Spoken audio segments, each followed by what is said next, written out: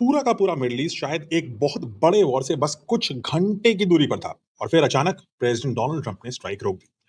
पिछले कई दिनों से मैं आपसे कह रहा था कि प्रेसिडेंट ट्रंप यानी यूएसए और इसराइल दोनों ही ऐसा लग रहा है कि second phase of the war की तैयारी कर रहे हैं। सारे एयरक्राफ्ट मूवमेंट यही दिखा रहे थे और आज प्रेसिडेंट डोनाल्ड ट्रंप ने इस बात के पुख्ता सबूत दे दिए, इसको वेरीफाई कर दिया। ट्रंप ने दावा किया कि अमेरिका ईरान पर एक प्लान्ड मिलिट्री अटैक लॉन्च करने ही वाला था और according to him strikes tomorrow यानी 19 मई के लिए शेड्यूल थे, यानी तारीख टाइम सब कुछ डिसाइड हो चुका था और बस कुछ घंटे बचे थे।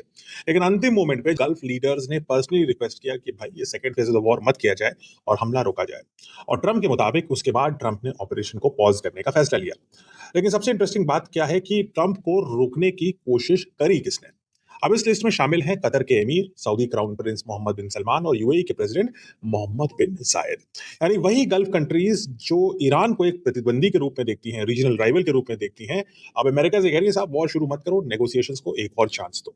और ये एक बहुत बड़ा जियोपॉलिटिकल सिग्नल है, क्योंकि गल्फ मोनार्कीज अब ये बात भली भांति समझ चुकी हैं कि अगर यूएस और ईरान के बीच में कोई फुल स्केल वॉर शुरू होता है तो बैटल सिर्फ ईरान तक ही नहीं रहेगी, पूरा का पूरा गल्फ इंपैक्ट होगा। ट्रंप ने अपनी सोशल मीडिया पोस्ट में साफ लिखा कि गल्फ लीडर्स का मानना है कि सीरियस नेगोशिएशंस अभी भी चल रही हैं, यानी बिहाइंड द सीन डिप्लोमेसी शायद अभी भी एक्टिव है और ये एक अच्छी बात है अगर ऐसा हो रहा है तो। ट्रंप ने एक बात और बड़ी साफ लिखी, उन्होंने कहा कि प्रपोज डील की जिसकी वो बात कर रहे हैं नेगोशिएशन के लिए, उसका एक ही कंडीशन सबसे बड़ा है और वो है no nuclear weapons for Iran. मतलब ईरान न्यूक्लियर वेपन ना ले तो ट्रंप मोर और लेस हर चीज के लिए अब राजी है।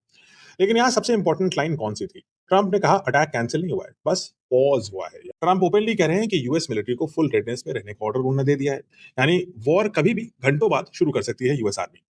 अब यहाँ एक और इंटरेस्टिंग शिफ्ट दिखाई देता है। कुछ महीने पहले तक गल्फ स्टेट्स लार्जली अमेरिका की रीजनल मिलिट्री स्ट्रैटेजी के साथ अलाइन दिखते थे, यानी अगर अमेरिका कुछ कहता था तो फिर कोई सवाल नहीं पूछता था। लेकिन अब सऊदी अरेबिया, कतर और यूएई ओपनली डी एस्केलेशन को पुश कर रहे हैं, जो अमेरिका और इसराइल की जो प्लान थे उसके खिलाफ जा रहा है। क्यों? क्योंकि ईरान और यूएस का जो वॉर हुआ उसका सबसे इमीडिएट इकोनॉमिक शॉक सबसे पहले गल्फ नेशंस को ही लगा।